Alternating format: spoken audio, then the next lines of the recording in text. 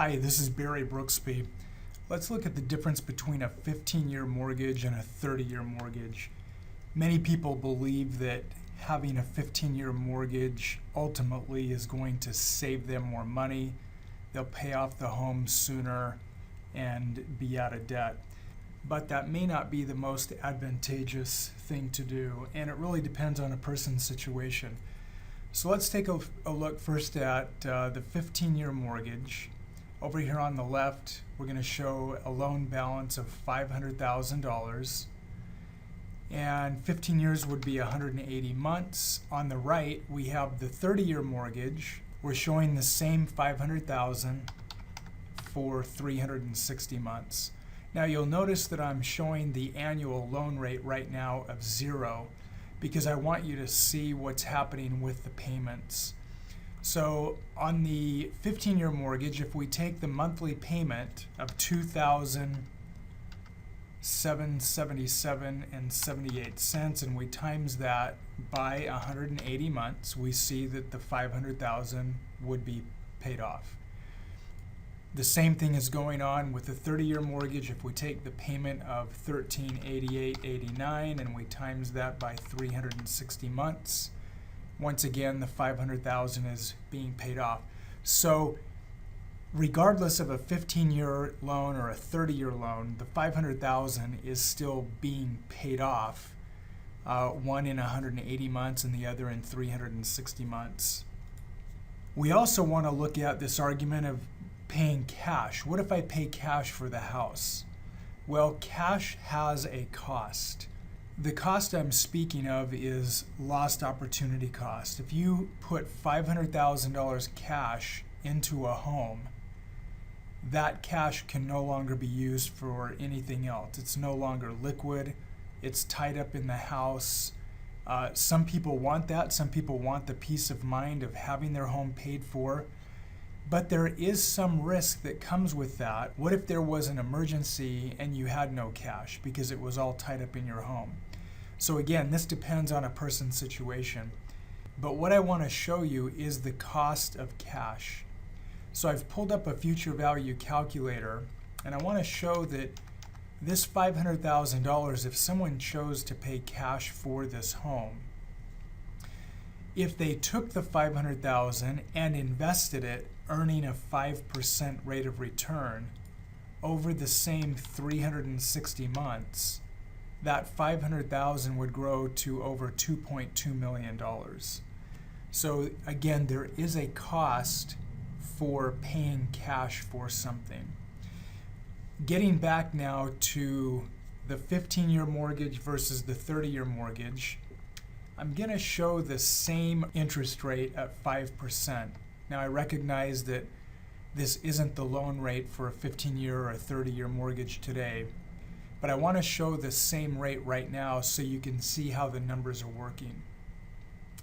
If we look at the actual costs, yes, you see here on the 15-year mortgage, the net cumulative cost is $711. That's 5% interest over a course of 180 months, whereas on the 30-year mortgage, the cumulative cost is $966,000.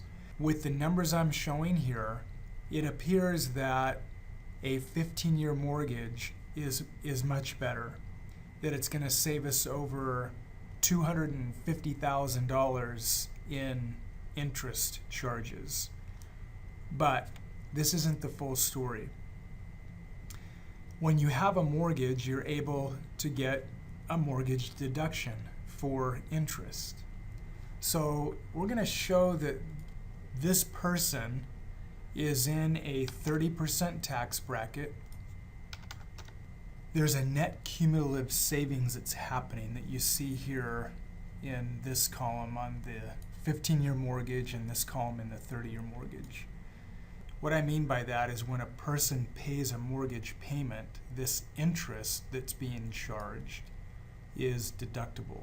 And depending on a person's tax bracket, there's a deduction that's going to take place there. So we see here the cumulative savings of that money.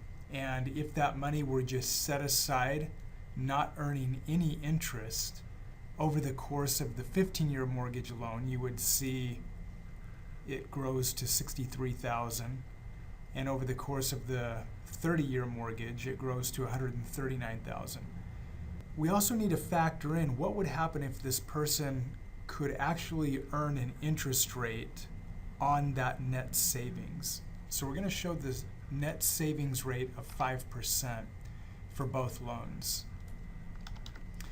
And what you notice is that on the left, that savings now is a total of $220,000 because it's the taxes, the tax savings, the write-off, plus the net savings rate of 5%, it grows to $220,000. Whereas on the 360-month loan, it grows to $381,000. So when we compare these loans again, we now see that the 15-year mortgage has a net compound cost of $2,013,000, whereas the 30-year mortgage has a net compound cost of $1.8 million. So with the numbers I'm using at 5% for both loans, the 30-year mortgage is a better mortgage over time. But again, as I said earlier, these aren't the actual rates of loans today. So I went ahead and pulled up bankrate.com. Here in this section, you see mortgages. The 30-year fixed is at 4.07 currently, and the 15 years at 3.18. So let's put those numbers in there. 30-year mortgage at 4.07% and a 15-year mortgage at 3.18%. This is what these loan rates are today. Again, even in today's interest rate environment, we still see that the 15-year mortgage has a higher compound cost than the 30-year mortgage. As a matter of fact, it's over $135,000 more expensive. Now again, depending on your situation, you may want a 15-year mortgage or you may want a 30. But let's look at it from this perspective. What if you had two exact homes side by side to one another? And one is a 15-year mortgage and one is a 30-year mortgage, and both mortgages happen to be taken out by the exact same bank. And both homeowners get into a financial difficulty or a financial hardship. The person that has the 15-year mortgage will have more equity in their home because they were paying a higher mortgage payment, which means there was more equity, more principal balance was paid off. Which home would you think the bank is going to want to foreclose on? Probably the 15-year mortgage because there's more equity. Also in a financial hardship, which individual may have more cash flow?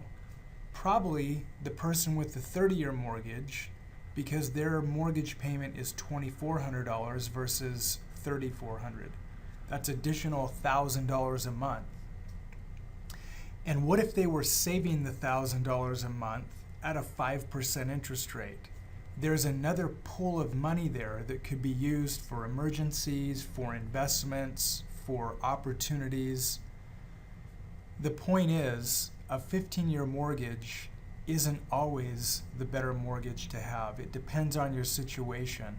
And paying cash for a home is not always the best thing to do.